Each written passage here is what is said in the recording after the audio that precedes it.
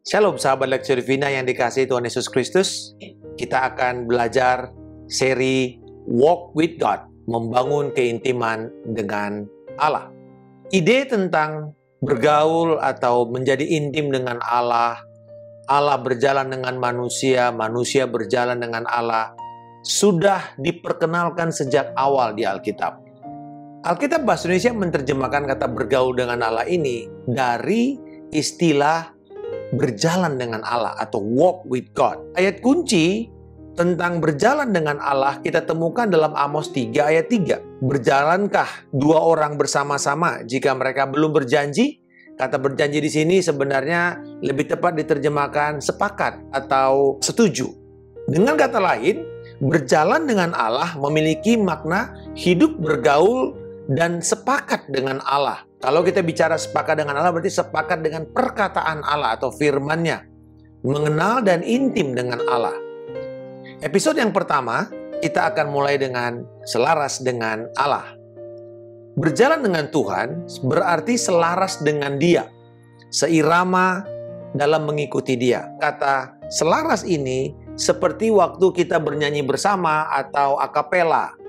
Di mana bila ada seseorang yang menyanyi lalu fales suaranya, kita langsung akan bisa membedakan bahwa dia keluar dari harmoni dan kemudian mengganggu keseluruhan di dalam kita mempresentasikan atau mendengarkan musik tersebut. Menyelaraskan diri kita dengan Tuhan, sederhananya adalah menyelaraskan keinginan kita, kehendak kita dengan kehendak Tuhan. Sekalipun di luar pikiran dan perhitungan kita. Inilah yang kita sebut sebagai penundukan diri atau submission dan ketaatan. Dasar dari penundukan diri adalah kepercayaan bahwa Tuhan dan segala kehendaknya adalah baik dan lebih unggul daripada yang bisa kita pikirkan. Alkitab berkata bahwa sejauh langit dengan bumi, demikianlah perbedaan kehendak Allah dengan kehendak kita. Bukan kita tidak bisa mengerti kehendak Allah, karena Allah menyatakan dirinya, berarti kita bisa mengenal Dia. Tetapi perbedaannya adalah kehendak Allah selalu jauh lebih baik daripada kehendak kita. Mari kita lihat sebuah kejadian bagaimana seseorang menyelaraskan kehendaknya dengan kehendak atau permintaan Allah. Lukas pasal yang kelima, ayat yang pertama sampai dengan ke-11. Ini kisah tentang Simon Petrus, Andreas saudaranya, lalu ada Yohanes dan Yakobus yang merupakan mitra usaha dalam penangkapan ikan di Danau Genesaret atau Galilea. Penebaran jala pada masa Yesus adalah jala itu bisa mencapai sampai 33 meter. Dan kemudian dia harus ditebarkan lalu ditarik. Kalau dapat, ikannya dipisahkan lalu kemudian ditebarkan lagi. Jadi ini memerlukan tenaga yang kuat dan juga otot yang hebat. Dalam kisah itu, pagi-pagi setelah mereka sarapan, lalu kemudian mungkin mereka sedang membersihkan jala mereka dari setiap apa yang menghambat atau mungkin ada yang koyak. Tetapi pada waktu itu dikatakan ada serombongan orang datang dan Yesus mulai mengajar. Dan mereka mendengarkan firman Allah. Sambil mendengarkan firman Allah, lalu Yesus datang dan menghampiri mereka untuk meminta kesediaan perahunya dipakai sebagai panggung di mana Yesus akan berkhotbah. Sambil mendengar dan mungkin menyibukkan diri mereka. Tetapi kemudian Yesus setelah mengajar berkata kepada Simon untuk bertolak perahunya ke tempat yang lebih dalam lalu menebarkan jalannya. Nah, kita mesti tahu di dalam perikanan bahwa ikan itu hanya berkumpul 10% di dalam daerah penangkapan. Jadi tidak semua ikan ada. Dan berarti memerlukan kemampuan profesional pengenalan daerah dan wilayah. Tetapi bayangkan, ketika Yesus meminta mereka bertolak lebih dalam, ayat yang kelima dikatakan, Simon menjawab, "Guru, telah sepanjang malam kami bekerja keras. Kami tidak menangkap apa-apa, tetapi karena Engkau yang menyuruhnya, aku akan menebarkan jala juga." Sebenarnya ini berbicara seperti keengganan Petrus kepada seorang pengajar kitab suci, yaitu Yesus Kristus, yang dia belum kenal terlalu baik. Dan mungkin juga dia tahu bahwa ini orang sebenarnya tukang kayu. Tetapi karena orang ini mengajarkan tentang kerajaan Allah, Dan dia bilang, sepanjang malam kami sudah bekerja keras. Kami tidak menangkap apa-apa, udah capek, belum tidur. Mereka kemudian tidak mendapat apa-apa. Mereka perlu istirahat. Tetapi kemudian karena perahu mereka dipakai sehingga mereka mungkin tidak bisa tidur karena mereka mesti menjaga sampai acara selesai.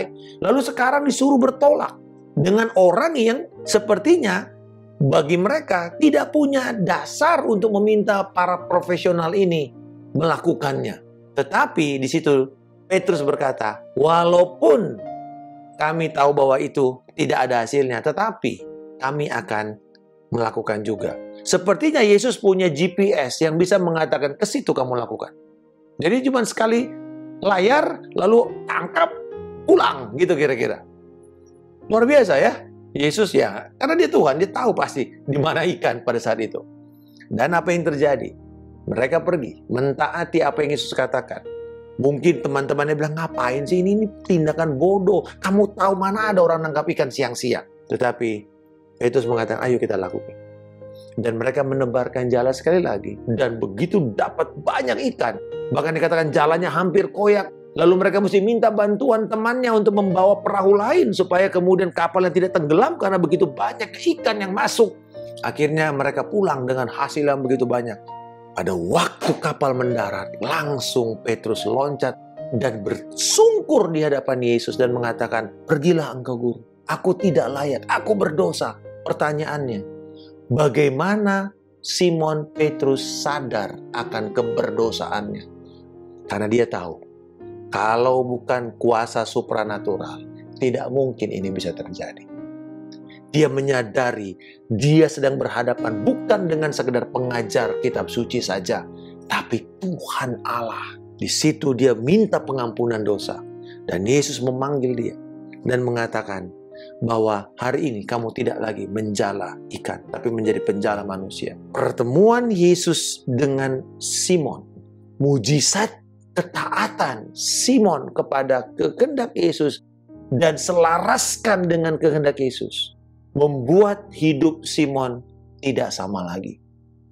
Sejak itu, dia belajar untuk terus menyelaraskan hidupnya kepada kehendak Yesus Kristus. Kadang-kadang dia gagal. Kita tahu Simon pernah gagal. Dia menyangkali Yesus. Tetapi Yesus dengan kasih terus mengatakan, apakah engkau mengasihi aku? Simon, apakah engkau mengasihi aku? Apakah engkau mengasihi aku? Gembalakan domba-dombaku. Dan di situ Yesus mempercayakan tetap kembali misinya. Dan Simon Petrus merubah dunia dengan berita Injil yang dia kenal dari perjalanannya dengan Yesus. Berjalan dengan Yesus akan memprovokasi pikiran kita ini untuk tunduk kepada firman Tuhan. Ada kalanya ketika kita baca firman nanti, kok kayaknya ini tidak seperti apa yang saya dapatkan di dalam ilmu saya, pengalaman saya, profesionalitas saya. Kayaknya ini nggak masuk dalam perhitungan saya kalau saya mesti lakukan firman Tuhan ini. Tetapi bila kita ingin berjalan dengan Tuhan, membangun keintiman dengan Tuhan, bersediakah sahabat untuk menundukkan diri kita, mentaati Dia, menyelaraskan, fine tuning, membuat frekuensi kita dengan suara sorgawi lewat firman Tuhan akan selaras sehingga kemudian akan bersih dan harmoni. Lalu kita akan melihat bukan saja mujizat dan karya Tuhan terjadi dalam apa yang kita lakukan dari ketaatan kita kepada firman, tetapi yang lebih penting lagi, hidup kita akan diubah menjadi serupa dengan Kristus hari demi hari. Bersediakah kita menyelaraskan pikiran kita kepada kehendak Tuhan? Bersediakah kita menundukkan kehendak kita kepada permintaan Allah? Sekalipun mungkin itu bertolak belakang. Hari ini kita diundang oleh Yesus untuk berjalan bersama-sama dengan Dia. Dimulai dari mempercayakan diri kita kepada Dia, menyerahkan hidup kita kepada Dia, dituntun oleh firman-Nya, membangun keintiman dengan firman dan doa, bersedia tunduk kepada kehendak-Nya, dan melihat karya kebesaran Tuhan dinyatakan di dalam hidup kita dan melalui kita kepada dunia.